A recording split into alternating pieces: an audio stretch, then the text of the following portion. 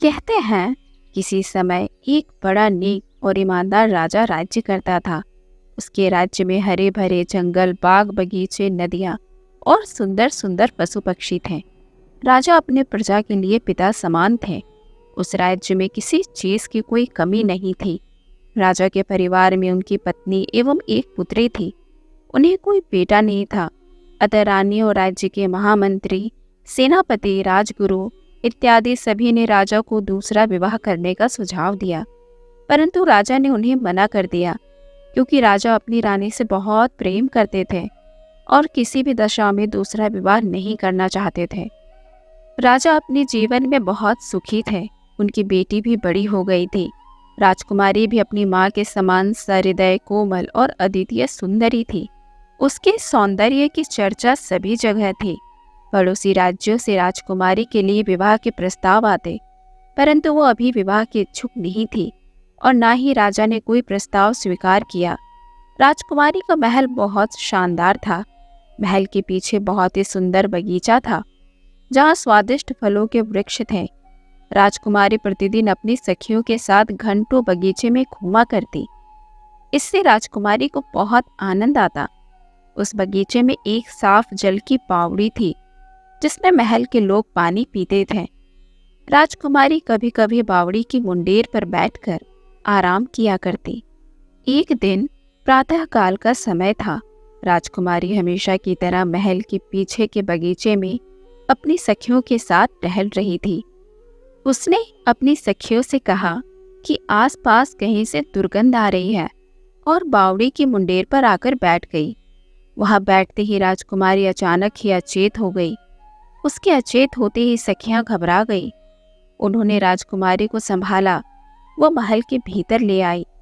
जैसे ही राजा ने राजकुमारी के अचेत होने की खबर सुनी, तो वे फौरन ही राजवैद्य को लेकर राजकुमारी के महल में आए।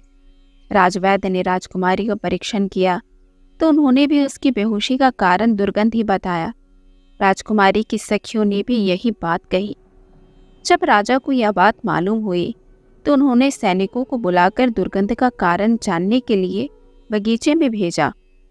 सैनिकों ने पूरे बगीचे का चप्पा चप्पा छान मारा, लेकिन उन्हें कुछ नहीं मिला।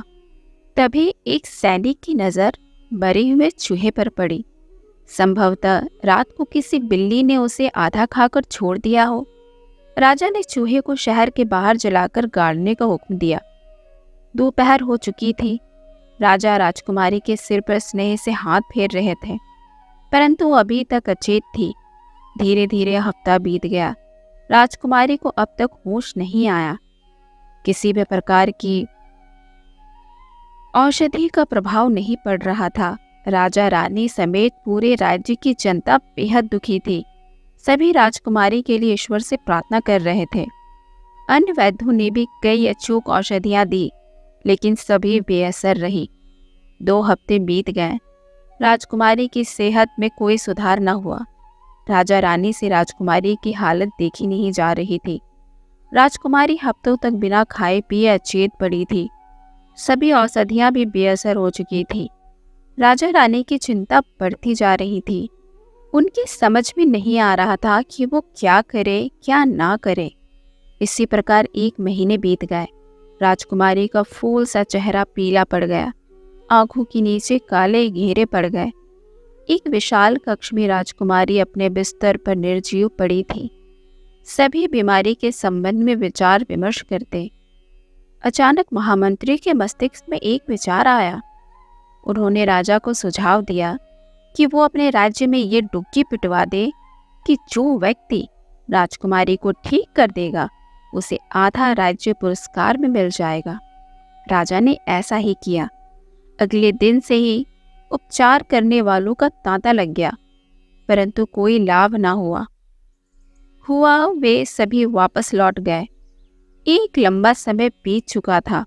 राजकुमारी की सेहत में अंश मात्र भी सुधार न हुआ। राजकुमारी के ठीक होने की कोई आशा नहीं बची। प्रातः काल का समय था। अचानक सेवक ने राजा को यह सूचना दी कि एक परदेशी युवक आया है। उसका दावा है कि वो राजकुमारी को ठीक कर देगा। ऐसा सुनते ही राजा रानी के मन में आशा की एक किरण दिखाई दी।